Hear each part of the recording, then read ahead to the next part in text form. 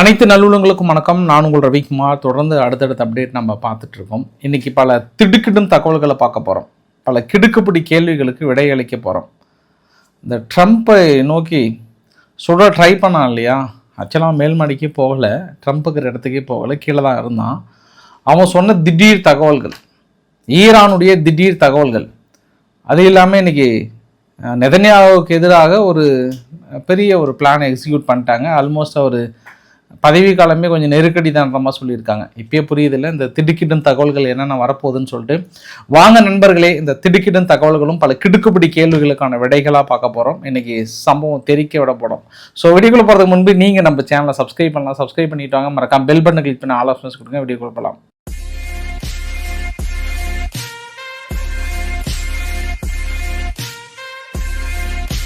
இன்னைக்கு ட்ரம்ப்பை நோக்கி சுட வந்தார் அப்படின்னு சொல்ல முடியாது. மேலே அந்த பெரிய மீட்டிங் ஹாலில் டின்னர் ஹால் நடக்குது. அந்த டின்னர் ஹாலுக்கு கிரவுண்ட் ஃப்ளோரில் இந்த சம்பவம் நடக்குது. ஒரு 5ஆவது தடவை ஷூட்டிங் சத்தமும் கேட்டிருக்கிறமா சொல்கிறாங்க. அதுக்கப்புறம் அவனை கைது பண்ணுறாங்க. அவனை கைது பண்ணிவிட்டு அவன் யார் அப்படின்ற விசாரணையை வெளியிட்டிருக்காங்க. அதற்கு முன்பு கிறிஸ் ஸ்டார்மர் அவர்கள் ஃபோன் பண்ணாராம். ட்ரம்ப் அவர்களுக்கு ஃபோன் பண்ணி பேசினாராம். தலைவரே, நல்லா இருக்கீங்களா? நல்லா இருக்கம்பா, நானும் மனைவியும் ஷியாமமாக கொஞ்சம் செழிப்பாக தான் இருக்கும், ஒன்றும் பிரச்சனை இல்லை, எந்த இதுவும் இல்லாமல் எங்கள் செக்யூரிட்டி கார்டு அருமையாக அம்சமாக அழகாக தூக்கிட்டாங்க, நல்லா இருக்குமான்னு சொன்னோன்னா தேங்க் காட் அப்படி ஒரு பெரும் மூச்சே விட்டாராம். அப்போ தான் அவருக்கு உயிரே வந்துச்சான். யாருக்கு? கிறிஸ் ஸ்டார்மர் அவர்களுக்கு. இல்லைன்னா ரொம்ப ஒரு மாதிரி ஃபீலிங்காகவே இருந்தாராம். இந்த விஷயத்தை கேட்டு கொஞ்சம் 1 மணி நேரம் 2 மணி நேரம் என்ன பண்ணுறதுனே தெரியலையே. அவரும் தொடர்ந்து 2-3 தடவை கால் பண்ணியிருக்கிறாரு. அவரும் பேச கொஞ்சம் மறுக்கிறாங்க அப்படின்னே கொஞ்சமாக ஃபீலிங்காக இருந்திருக்கிறாரு. அதுக்கப்புறம் தான் பேசி கொஞ்சம் பெருமூசி விட்டாராம். இது கிறிஸ் ஸ்டார்மர் அவர்கள் தனது எக்ஸ்தலத்தில் வெளியிட்டார். நிஜமாவே ஒரு உயிரோடு இருக்கிறான்ற சந்தோஷத்துக்காக அந்த பெருமூச்சு விட்டுருப்பாரா அப்படின்னு நான் இன்னொரு கேள்விக்குரிய இந்த இடத்துல போட்டு போகிறேன். ஏன்னா சமீபத்தில் நடக்கிற நிகழ்வுகள் எல்லாமே உங்களுக்கும் ட்ரம்ப்புக்கும் நடக்கிற நிகழ்வுகள், இந்த ஐரோப்பா நாடுகளுக்கும் ட்ரம்ப்புக்கு நடக்கிற நிகழ்வுகள் எல்லாமே தேங்க் காட் அவர் நல்ல வேலை ஒரு உயிரோடு இருக்கிறார் அப்படின்னு நீங்கள் நிஜமாவே மனசாலேருந்து அப்படியே ஆத்மார்த்தமாக நினச்சிங்களா அப்படின்ற எனக்கு கொஞ்சம் டவுட்டாக இருக்குது பாஸ். வேறு ஒன்றும் இல்லை. அரசியல் வேறு யாருனாலையும் நம்பலாம், அரசியலில் இது மாதிரியான இதெல்லாம் பேச்சுக்கெல்லாம் நம்ப முடியுமா அப்படின்னு ஒரு கேள்விக்குறியை போட்டு சொல்கிறேன். இல்லைப்பா, வெள்ளைக்காரங்க போய் சொல்ல மாட்டாங்க, அவங்க ஆத்மார்த்தமாக உண்மையாக தான் இருப்பாங்க. நிஜமாவே ட்ரம்ப்புக்காக அவர் இந்த மாதிரிலாம் பண்ணியிருப்பாருன்னா கருத்துக்களை பதிவிடும் ஒன்று. சரி, இந்த விருந்து நிகழ்ச்சியில் இந்த துப்பாக்கிச்சூடு நடத்திய நபரோட வயசு கோல் தாமஸ் ஆலன், 31 வயசு. இவனுக்கு கலிஃபோர்னியா தொழில்நுட்ப கழகத்தில் பட்டதாரி. இவன் கணினி அறிவியலில் மாஸ்டர் டிகிரியே பெற்றிருக்கான், முதுகலை பட்டம் பெற்றவன். லிங்க்டின்னு சொல்லிட்டு தன்னை அந்த வெப்சைட்டில் தன்னை மெக்கானிக் என்ஜினியர் என்றும் கணினி அறிவியலாளர் மற்றும் கேம் டெவலப்பர் அப்படின்னு சொல்லியிருக்கான். லாஸ் ஏஞ்சல்ஸில் பார்ட் டைம் ஆசிரியராக பணியாற்றி வந்திருக்கிறான். எந்த கட்சியும் சாராதவன் அப்படின்னு சொன்னால் கூட 2024 கமலா ஹாரிஸ் அவங்களுக்கு ஒரு $25 நன்கொடை கொடுத்துருக்கான். முழுக்க ஆன்டி கிறிஸ்டியானிட்டி, கிறிஸ்டியன் மக்களை சுத்தமாக பிடிக்கலன்ற ஒரு முழுமையான நோக்கம் கொண்டவன். இவனை தான் கைது பண்ணியிருக்காங்க. இதுக்கப்புறம் தான் ஒருவேளை இவனுக்கு பின்புலமாக ஏதாவது இருக்கிறதா, ஏதாவது சதி வேலை நடந்திருக்கிறதா அப்படின்ற பல கோணங்களில் விசாரிக்கிறாங்க. ஆனால் ட்ரம்ப் அவர்கள் இன்னைக்கு சொல்லும் போது ஆப்ரஹாம் லிங்கனை குறி வச்ச மாதிரி என்னையும் குறி வைக்கிறாங்க. ஆப்ரஹாம் லிங்கன் தான் மாடர்ன் அமெரிக்காவை உருவாக்குனது. இன்னைக்கு உலகளாவிய அளவில் நம்ம ஒரு நாட்டாமையாக திகழ்கிறோம் அப்படின்னா அதற்கு ஆப்ரஹாம் லிங்கன் தான் ஒரு விதை போட்டவர். அதுக்கப்புறம் மறுபடியும் சுத்தமாக இந்த ஸ்லீப்பி ஜோ பைடன் இந்த மாதிரி ஆளுங்களால் அப்படியே ஒன்றுமே இல்லாமல் போயிடுச்சு. அமெரிக்கா வாழுமா இல்லை ஒன்றுலாம் போயிடுமான்னு மக்கள் மத்தியில் சந்தேகம் வந்தது. மறுபடியும் ஆட்சிக்கு பயங்கரமாக வெகுண்டு இலை வச்சு ஒரு நவீன அமெரிக்காவை கட்டமைக்கின்ற இந்த சமயத்தில் என்னை குறி வைப்பாங்கன்றது இயல்பு தான். ஏன்னா இப்போ என்ன அளவுக்கு மறுபடியும் டாலர் எல்லாத்தையும் நான் புனரமைச்சிட்ருக்கேன். அதனால் இது ஒன்றும் சந்தேகப்படுறதுக்கு இல்லை. இதுக்கப்புறம் வெள்ளை மாளிகையில் புல்லட் ப்ரூஃபோட ஸ்பீச் இது எல்லாமே பெரிய அளவுக்கு நாங்கள் அடுத்தடுத்து பண்ண போகிறோம் அப்படிலாம் சொல்லிவிட்டு அப்புறம் சீனா மீது ஒரு சில வெறுப்பெல்லாம் கக்கினார். நாட் குட், அவங்க பண்ணுறதெல்லாம் சரியில்லைன்னாங்க. மனுஷன் உயிர் பழிச்சு கூட பாகிஸ்தானுக்கு தான் நன்றி சொல்கிறார். இந்த கடினமான தருணத்தில் கூட பாகிஸ்தான் எங்களோட பக்கபலமாக இருந்து இந்த பேச்சுவார்த்தையை முடிக்கணும்னு நினைக்கிறாங்க பற்றியா. ஆஷிப் முனீர் அவர்களும் ஷபாக் ஷெரீப் அவர்களுக்கும் நான் நன்றி கடன் பெற்றிருக்கின்ற மாதிரிலாம் மனுஷன் இப்போ சொல்கிறாரு. அதான் பாருங்களேன், உயிர் போகிற நேரத்தில் அந்த கடைசி நேரத்தில் கூட தன் மனைவியை பற்றி நினைக்கல, தன் பிள்ளைகளை பற்றி நினைக்கல, பாகிஸ்தானை பற்றி நினைச்சாரா அப்படின்ற இன்னொரு கேள்விகள் இருக்குது. ஏன்னா இதில் பல சூட்சமங்கள் அடங்கி இருக்கிறது. என்ன சூட்சமங்கள் அடங்கி இருக்கு அப்படின்னா, அராக்சி அவர்கள் யார், ஈரானுடைய ஃபாரின் மினிஸ்டர், ஃபஸ்ட்டு பாகிஸ்தான் வந்தார், பேச்சுவார்த்தை நடத்துகிறாங்க, அமெரிக்கா வரேன்னு சொன்னாங்க, இவர் முடியாதுன்னிட்டாக, அவங்க வர நேரமாக பார்த்து இவங்க கிளப்பிட்டாக, அவங்க என்ன சொல்லிட்டாங்க, நாங்கள் கேன்சல் பண்ணிட்டோம், இதுக்கப்புறம் பாகிஸ்தான்கிட்ட பேச்சுவார்த்தை கிடையவே கிடையாதுன்றாங்க. பாகிஸ்தான் பாருங்க அமெரிக்கா கிட்ட. மனுஷன் அவங்களோட பிளான் என்ன, நேராக ஓமன் போகிறாரு, ஓமன்லேருந்து நேராக துருக்கி போகிறாரு. இன்றைக்கி அல்ஜசீரா போன்ற பத்திரிகைகள்லாம் துருக்கி ஓமன் முடிச்சுட்டு துருக்கியில் போய் காலடி வச்சாரு, கை கொடுத்த மாதிரி தான் உங்களுக்கு ஆர்கே சேனலில் கூட நான் போட்டிருந்தேன் நான். ஆனால் சம்பவம் என்னென்னா, மனுஷன் ஓமன்லேயே ரொம்ப நேரம் அங்கே சுல்தான் அவர்கள்கிட்ட ரொம்ப நேரம் பேசியிருக்கிறார். பேசினதுக்கப்புறம் அங்கேருந்தே ஒரு ஃபோன் கான்வர்சேஷன், யார், சவுதியினுடைய ஃபாரின் மினிஸ்டர்கிட்ட ஃபோனில் பேசியிருக்கிறார் அராக்சி அவர்கள். ரொம்ப நேரம் பேசினதுக்கப்புறம் மறுபடியும் துருக்கி கிட்டே பேசினார் அங்கேருந்து. ஏகன் ஃபிடன் அவர்கள் ஒன்றும் பிரச்சனை இல்லை நண்பா, நீங்கள் வரதை கூட பிளானை தள்ளி போடுங்க, கொஞ்சம் அமைதி நிலைநாட்டுற வழியை பாருங்கள் அப்படின்னு சொன்னோடனே என்ன ஒரு ஷாக்கிங் பாருங்கள், மறுபடியும் இஸ்லாமாபாத் கிளம்பி போயிருக்கிறாராம். யார், அராக்சி அவர்கள் மறுபடியும் பாகிஸ்தான் கிளம்பி போயிருக்கிறாராம். ஆனால் இந்த தடவை நம்ம எப்படி எடுத்துக்கலாம்னா, சரி அப்போ இவங்க மறுபடியும் பாகிஸ்தான் கிளம்பி போகிறாங்கன்னா அப்போ பேச்சுவார்த்தைக்கான ஒரு பாசிட்டிவாக நினைக்கலாமா, அமெரிக்கான்ற பாருங்க பாகிஸ்தானை நம்பலாமா, ஈரானை நம்பலாமா அப்படின்னா இப்போ உட்காந்துக்கிட்டாங்க அமெரிக்கா.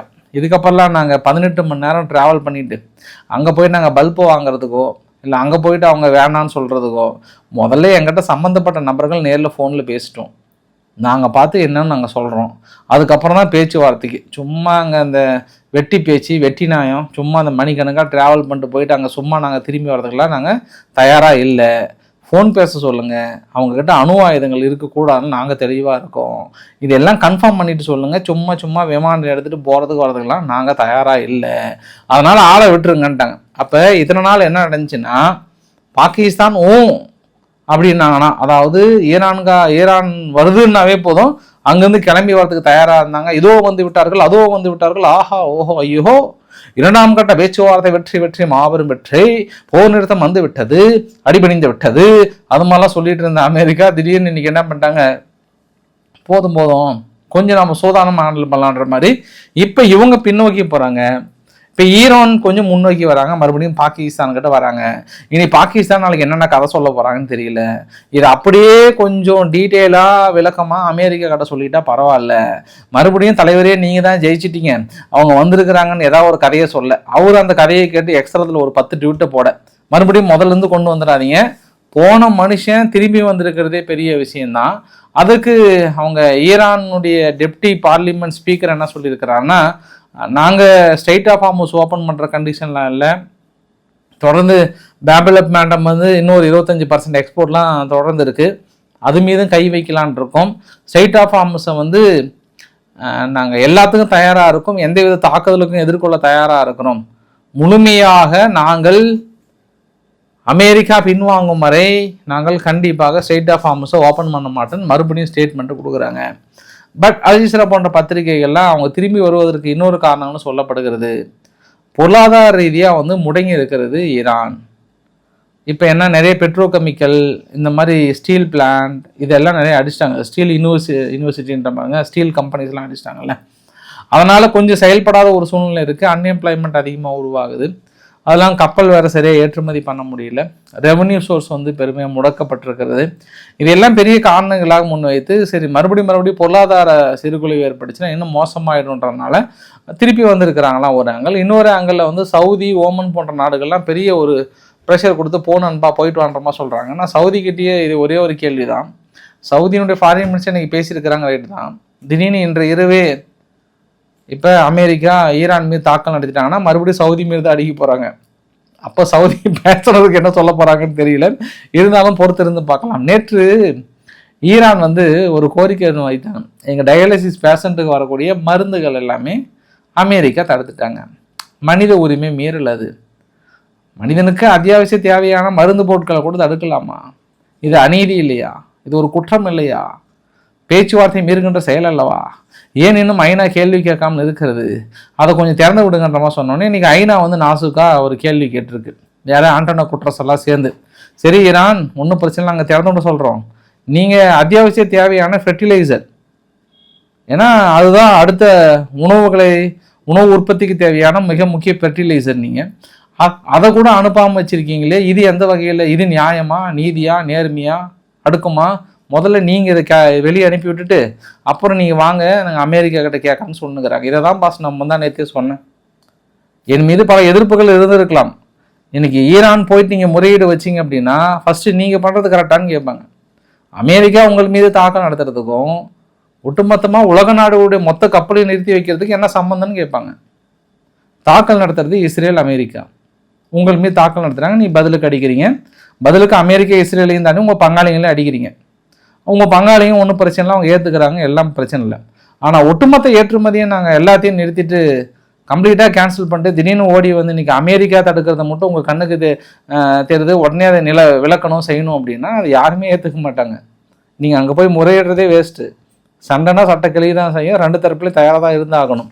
இப்போ நீங்கள் முறையிட்டீங்கன்னா அப்போ உங்களுக்கு ஒரு லூப் ஹோல் கிடச்சிருக்கு. அப்போ வாங்கப்பா உங்கள்கிட்ட தான் பேச்சுவார்த்தை நடத்தணும், ஃபஸ்ட்டு நீங்கள் ஸ்டேட் ஆஃப் ஹார்மஸ் ஓப்பன் பண்ணி விடுங்க, அப்போ உங்களுக்கு தேவையான மருந்துகளை ஓப்பன் பண்ணி விடலாம் தான் சொல்லுவாங்க. ஏன்னா அமெரிக்கா என்ன சொல்கிறாங்கன்னா, still no strait of Hormuz அவங்க கட்டுப்பாட்டில் இல்லை, எங்கள் கட்டுப்பாட்டில் தான் இருக்குது. 34 கப்பல்களை திருப்பி அனுப்பியிருக்கிறோம். அவங்களா வந்து பேச்சுவார்த்தைக்கு வர வரைக்கும் நாங்கள் வெயிட் பண்ணுறோம், அது வரைக்கும் அவங்க பொருளாதாரத்தை நாங்கள் முடக்க தான் போகிறோம்னு இருக்காங்க. பார்க்கலாம் என்ன நடக்க போகிறது. இதில் இன்னொரு விஷயத்தையும் பார்க்க முடிகிறது. ஆக்சுவலாக கிங் சார்லஸ் அவர்கள் அமெரிக்காவுக்கு போகிறதா இருந்தது. இந்த துப்பாக்கி சூடுனால ஏதாவது தலைவர் பாவம் யங்ஸ்டராக இருக்கிறாரு, வயசான காலத்தில் ஏதாவது பிரச்சனை வந்துருச்சுன்னா கொஞ்சம் டேஞ்சராகிடும் இல்லையா, அதனால் தாத்தா போகலாமா வேணாமான்னு முடிவு பண்ணிட்டு இருந்தாங்க. இருந்தாலும் அமெரிக்க தரவில் கேரண்டி கொடுத்துட்டாங்க, இதுக்கெல்லாம் நீங்கள் பயப்படாதப்பா, தாத்தாவை அனுப்புங்க, பத்திரமா சேஃபாக நான் திருப்பி அனுப்புறது என் பொறுப்புன்ற மாதிரி சொல்லியிருக்கிறாங்க. ஒன்று. இரண்டாவது சமயம் என்ன அப்படின்னா, இன்று காலையில் கூட மறுபடியும் பெருளவுக்கான ஆயுதங்கள் வந்து கொண்டிருந்ததை பார்க்க முடிந்தது. அமெரிக்காவோட C-17A C-5M பிளான் வந்து அங்கே ரீஜனலாக குறிப்பாக ஐரோப்பாவில் ஒரு சில பகுதியில் நிறைய ஆயுதங்கள் வந்து குவிக்கப்பட்டிருக்கிறத பார்க்க முடியுது. ஏதோ ஒரு வகையில் மிரட்டலுக்காகவோ இல்லை தாக்குதலுக்காகவோ குவித்து கொண்டிருக்கிறது அமெரிக்கா என்பதும் ஒரு கூடுதல் தகவல். உலகில் முதல் முறையாக இஸ்ரேலில் இருக்கக்கூடிய அயன்டோம் இருக்கு இல்லையா, அந்த அயன்டோம் வந்து எந்த நாடுகளுக்கு இது வரைக்கும் அவங்க வெளியில் கொடுத்ததே கிடையாது. ஏன்னா அது அவங்களுடைய சீக்கிரசி, அது அவ்வளோ சீக்கிரம் கொடுக்கவே மாட்டாங்க. முதல் முறையாக UAE கொடுக்குறாங்க. UAEக்கு வந்துட்டு இருக்கு ஆன் த வே. குறிப்பாக ஈரானுடைய தாக்குதலை இடைமறிப்பதற்காக பெரிய விஷயமா பார்க்கலாம் UAEக்கு வந்து கொண்டிருக்கிறது. சரி, அப்படின்னா நீங்கள் கூட்டி கழிச்சு பார்த்தீங்கன்னா உங்களுக்கு ஏதோ ஒரு சம்பவம் கொஞ்சம் கண்ணுக்குள்ளே தெரியும். அப்புறம் லெபனான் மீது நடத்தப்படுகிற தாக்குதல். இந்த வீடியோ பதிவு பார்த்தீங்கன்னா 7 கிராமங்களுக்கு மேலே வெளியேற சொல்லிட்டாங்க. அதாவது லிட்டானி ரிவருக்கு மேலே 7 கிராமங்களை வெளியேற சொல்லிட்டாங்க. ஹெஸ்புல்லாவும் நாங்கள் தாக்கல் தயார்னு சொல்லிட்டு இன்றைக்கி 3-4 பகுதியில் இஸ்ரேல் மீது தாக்கலில் தொடுத்துருந்தாங்க, இஸ்ரேல் இடைமறித்திருந்தாங்க. தொடர்ந்து இந்த லெபனானுக்குள்ளே வந்து கிரவுண்ட் ஃபோர்ஸ் முன்னேறாங்கல்ல, அந்த கிரவுண்ட் ஃபோர்ஸ் முன்னேறதில் ஒரு 4 பகுதியில் குறிவைத்து தாக்குதலில் கண்டிப்பாக படுகாயம் அடைந்திருப்பாங்கன்னு சொல்கிறாங்க. இன்றைக்கி நெதன்யாகு அவர்கள் வந்து அதிரடியான உத்தரவு லெபனானுக்குள் நுழைந்து அடுத்தடுத்த பகுதிகளை கைப்பற்ற சொல்லி உத்தரவு கொடுத்துட்டாங்க. ஆனால் இன்றைக்கி காலையிலேருந்தே செவரல் பிளேசஸ் பல இடங்களில் பெரிய அளவுக்கான ஒரு தாக்குதல்களை பார்க்க முடியுது. இந்த இடத்துல நம்ம இன்னொரு ஆங்கிளில் பார்க்கணும். நெதன்யாகு அவர்கள் வந்து மறுபடியும் ஜெயிப்பாரா அப்படின்னா அது கொஞ்சம் டேஞ்சர் பொசிஷனுக்கு வந்துட்டார். அதாவது இப்போ இருக்கக்கூடிய பிரைம் மினிஸ்டர் இருக்கிறார் இல்லையா, நாஃப்டலின் பெனட் அவர்களும் எதிர்கட்சி தலைவர் யாயிர் லாபிட் அவர்கள், இப்போ பிரசன்ட் பிரைம் மினிஸ்டர், அதுதான் முக்கியம், அந்த கட்சியும் யாயிர் லாபிட் அவர்கள் 2 கட்சிகளும் ஒன்றா சேர்ந்து நெதன்யாகு அவர்களுக்கு எதிராக அரசியல் களம் காண போகிறாங்க. ஏன்னா இந்த இயர் எண்டுக்குள்ளார எலெக்ஷன் வருது. இந்த இயர் எண்டுக்குள்ளார எலெக்ஷனில் அவர் தோற்கடிக்கப்பட வேண்டும் என்ற ஒற்றை காரணாக பல காரணத்திற்காக எதிர்கட்சிகள் ஒன்று சேர்கிறது. இப்படி 2-3 கட்சிகள் ஒன்று சேர்ந்தால் நெதன்யாகுவுக்கு சிக்கல் தான். ஏற்கனவே ட்ரம்ப் அவர்கள் எந்த ஒரு நபருக்கு அதிகமான ஆதரவு கொடுக்குறாரோ, எந்த ஒரு நபருக்கு வந்து உயிர் மூச்சாக பிரச்சாரம் பண்ணுறாரோ அந்த நபர் வந்து தோற்று போயிடுறாரு. அதற்கு பெரிய ஒரு எக்ஸாம்பிள் அது நம்ம ஹங்கேரி சொல்லலாம். அது இல்லாமல் நெதன்யாகு அவர்களை எதிர்க்கிறவங்களாம் ஜெயிச்சிடுறாங்க ஈஸியாக. அதுக்கு சிறந்த எக்ஸாம்பிள் எங்கே சொல்லலாம்னா கனடாவை சொல்லலாம். கனடா வந்து எலெக்ஷன் முன்பு வந்து என்னுடைய வாழ்நாள் எதிரி அமெரிக்கான்னு சொன்னார், ஜெயிச்சிட்டாரு. ஆனால் இங்கே இஸ்ரேலோட கதை அது மாதிரி சொல்ல முடியாது. இப்போ நெதன்யாகு அவர்கள் தோத்துட்டாலுமே யாயிர் லாபிட் அவர்கள் இருக்கிறார்ல, அவர் அமெரிக்காவுக்கு விசுவாசமாக தான் இருப்பார். அதே அளவுக்கு இருப்பார். இவர் அதாவது நெதன்யாகுவே பரவாயில்லன்ற அளவுக்கு வந்து அவர் பண்ணுவார். ஏன்னா நெதன்யாகுவாது ஈரான் மீது கொஞ்சம் இந்த இன்பிட்வீன் கேப்பில் அந்த பிரேக்லாம் விட்டுருக்காங்களா அதெல்லாம் அக்செப்ட் பண்ணுறாரு. பட் அவர் அது மாதிரி இல்லை. யார் லேபிட் அவர்கள் இன்னும் தாக்கல் நடத்தணுன்ற எய்மில் தாங்கிறாங்க. ஏன்னா ரீசெண்டாக கூட ஃபஸ்ட்டு ஈரான் மீது தாக்கல் நடத்தும் போது ஆளாக ஓடி வந்து வரவேற்றது அவர் தான். அதனால் நம்ம உடனே ஆட்சி மாற்றம் ஏற்பட்டாலும் காட்சிகள் மாறிவிடும், அவங்களோட எண்ணங்கள் மாறிவிடும், தாக்குதல் குறைந்துவிடும் அப்படின்லாம் நினச்சிங்கன்னா கிடையாது. அதை விட ஒன்றும் உக்கரமாக தான் இருக்கும் ஒரு கூடுதல் தகவலாக சொல்லலாம். ஆனால் இனி நெதன்யாகு அவர்கள் வந்து அடுத்த எலெக்ஷனில் ஜெயிப்பாரான்னா கொஞ்சம் ரிஸ்க் தான். ஏன்னா அவருக்கு எதிரான போராட்டங்கள் விளைந்திருக்கிறது, மக்கள் நிறைய நிம்மதியை இழந்து விட்டார்கள் அப்படின்ற இன்னொரு ஆங்கிள்லையும் பார்க்கலாம். ஒருவேளை அதுக்குள்ள அவர் வந்து ஈரான்லையும் ஹெஸ்போல்லையும் ஒரு சொல்யூஷன் கொண்டு வந்துட்டாருன்னா ஒரு நீங்காத சக்தியாக விளங்குவார் இஸ்ரேலில். பொறுத்திருந்து பார்க்க வேண்டிய ஒரு தருணமாக இருக்கிறது. இன்னைக்கு கூட ஒரு 15 பேர் டீடைன் பண்ணி வச்சுருந்தாங்க காசாவிலேருந்து கொண்டு போயிட்டு. அவங்கள எல்லாத்தையும் ரிலீஸ் பண்ணிட்டாங்க. அவங்க மீது எந்த ஒரு குற்றச்சாட்டுமே இல்லைன்ற மாதிரி வந்து ரிலீஸ் பண்ணி வச்சுருக்கிறாங்க. ஃபைனலாக இந்த வீடியோ நிறைவு பகுதியில் 4 விஷயத்தை பார்த்துடலாம். ஒன்று மாலியில் அமெரிக்கான்னு வருது பாருங்கள், ரஷ்யானுடைய வேகனார் குரூப்ஸ். இந்த குரூப்ஸ் தான் வந்து அங்கே மாலியில் இருக்கக்கூடிய ஜுண்டா இராணுவத்துக்கு பெரிய அளவுக்கு உதவி செஞ்சாங்க. பட் அவங்களுக்கு ரீசெண்டாக வந்து அல்கொய்தானுடைய அஃபிலியேட்டட் குரூப்ஸ், அல்கொய்தானுடைய தீவிரவாத குழுக்களும், அப்புறம் FLAன்னு சொல்லுவாங்க அந்த குரூப், அதாவது FLA ஃபைட்டர்ஸ்ன்னு சொல்கிறாங்க. இவங்க 2 பேர் நடத்திய தாக்குதல், தலைநகர் தாக்குதல்லாம் கொஞ்சம் முன்னோக்கி போயிட்டாங்க. பட் அல்ஜீரா பக்கத்தில் இருக்கக்கூடிய ஒரு 3 முக்கிய கவர்மெண்ட் கட்டிடங்களை தூக்கிட்டாங்க. ஆல்மோஸ்ட் அந்த கட்டுப்பாட்டுக்குள்ளே கொண்டு வந்துட்டாங்க. அங்கே இருக்கக்கூடிய அரசாங்க ஊழியர்களை தூக்கிட்டாங்க. அங்கே அந்த ஏரியாவில் இருக்கக்கூடிய கமிஷனர், போலீஸ் கமிஷனர் மாதிரி இருப்பாங்களே, அவங்களெல்லாம் தூக்கிட்டாங்க. இப்போ என்ன சொல்கிறாங்கன்னா, ரஷ்யாவை நம்பினீங்கன்னா வேகனார் குரூப்ஸ் தான் பெரிய அளவுக்கு உதவி செஞ்சிட்ருக்காங்க. வேகனார் குரூப்ஸோட முக்கிய வீரர்கள் நாங்கள் கைது பண்ணி வச்சுருக்கோன்ட்டு ஏதோ பக்கத்தில் டீயெல்லாம் குடிச்சு தாக்கல் நடத்திட்டு இருக்காங்க. ஆனால் அவங்க அமைதி பேச்சுவார்த்தை கூப்பிட்றாங்க, இல்லைன்றாங்க. ஸோ வேகனார் குரூப் வந்து தடுமாறிட்டு இருக்காங்க. எங்கே மாலியில் ஜுண்டா இராணுவத்துடன் இணைந்த இந்த வேகனார் குரூப்ஸ், ரஷ்யாவுடைய வேகனார் குரூப்ஸ் வந்து இந்த தீவிரவாத குழுக்களிடம், அல்கொய்தா தீவிரவாத குழுக்களிடம், இந்த FLA குரூப்பிடம் பெரிய அளவு தடுமாறி கொண்டிருக்கிறார்கள். 2 முக்கிய நகரங்களை வந்து தனது கட்டுக்குள்ளே கொண்டு வந்திருக்காங்கன்ற தகவல். மாலியில் தொடர்ந்து யுத்தம் நடைபெற்று கொண்டு தான் இருக்கிறது. நேற்றில் ஒரு முந்தானேத்து உங்களுக்கு இந்த சார்ட் ஒன்று காட்டியிருந்தேன். நம்ம வந்து அமெரிக்காவோட சோலார் ரேஸில் பீட் பண்ணிட்டோம். அமெரிக்கா வந்து முதல்ல 2020 15 ஜிகாவாட் உற்பத்தி பண்ணாங்க, நம்ம வெறும் 3.7 தான். ஆனால் 2025 எண்டுக்குள்ளே பார்த்தோம்னா நம்ம 37.9, அவங்க 34.8, ஒரு அபரீத வளர்ச்சின்னு உங்களுக்கு காட்டினேன். பட் அதற்காக இன்னைக்கு போட்டாங்க ரைட்டு நினச்சேன். அவங்க நாடுக்கு இணையாக யாராவது ஒருத்தர் வளர ஆரம்பித்தாங்கன்னாவே தனது புத்தியை காட்டிடுவாங்க. இந்தியாவில் சூரிய மின்சக்தி பொருட்கள் மீது 123.4% கூடுதல் வரி. ஏன்னா அவங்க குறைந்த விலையில் நம்ம நாட்டுக்கு ஏற்றுமதி பண்ணுறதுனால நான் இந்த வரியை போடுறேன். ஏற்கனவே வரியெல்லாம் சேர்ந்து இனி இந்தியாவிலேருந்து அமெரிக்காவுக்கு ஏற்றுமதி செய்யப்படுகிற இந்த சூரிய மின்தகடுகள் எல்லாமே 200% வரின்றாங்க. சரி, நம்ம பாசிட்டிவாக எடுத்துக்க வேண்டியதான். ஏற்றுமதி செய்யாதனால பொருட்கள்ங்கிறதா இன்னும் அதிகமான சோலார் எனர்ஜியை வந்து உற்பத்தி செய்ய வேண்டிய ஒரு சூழ்நிலை நம்ம கூட எடுத்துக்கலாம். அடுத்தது இன்னொரு வீடியோ பதிவு நான் பார்க்குறேன். இது துருக்கியில் நடந்த ஒரு பாக்ஸிங். துருக்கி ஃபைட்டர்ஸுக்கும் ரஷ்யாவுடைய பாக்ஸர்ஸ் வந்து ஜெயிச்சதுக்கப்புறம் அந்த அம்பையர் வந்து கிட்டத்தட்ட அறிவிக்க வேண்டிய ஒரு சூழ்நிலை. உடனே இந்த துருக்கியினுடைய பாக்ஸர் தோல்வி விட்டுறாருல, அவர் போயிட்டு இந்த நடுவரை போயிட்டு அடிக்க போகிறாரு. நடுவரை அடிக்க போனோடனே அதுக்கப்புறம் ஒட்டுமொத்த மக்கள், அந்த துருக்கிய மேட்ச் பார்க்க வந்த மக்கள் எல்லாமே சேர்ந்து ரஷ்யானுடைய பாக்ஸரை வந்து அடின்னு அடிச்சிட்டு இருக்காங்க. இது என்ன வகையான கல்ச்சர்னு தெரியல. திடீர்னு உள்ள வந்து அடின்னு அடிச்சதில் பாக்ஸர் கடுமையாக பாதிக்கப்பட்டிருக்காங்களாம். ஸோ தொடர்ந்து இனி துருக்கிக்கு வந்து எந்த ஒரு பாக்ஸருக்கான அங்கீகாரம் கொடுக்கக்கூடாதுன்ற மாதிரி பெரிய அளவுக்கு ஒரு பிரளயமே வெடிக்கிற அளவுக்கு ஒரு ஊரே சேர்ந்து தாக்கல் நடத்துகிறது. ஒரு இன்டர்நேஷ்னல் மேட்ச் அது பாக்ஸிங். இன்டர்நேஷ்னல் பாக்ஸிங்கில் இந்த மாதிரி நடப்பது இதுவே முதல் முறைன்றாங்க. ரொம்ப படு கேவலமாக நடந்து கொண்டிருக்கிறது.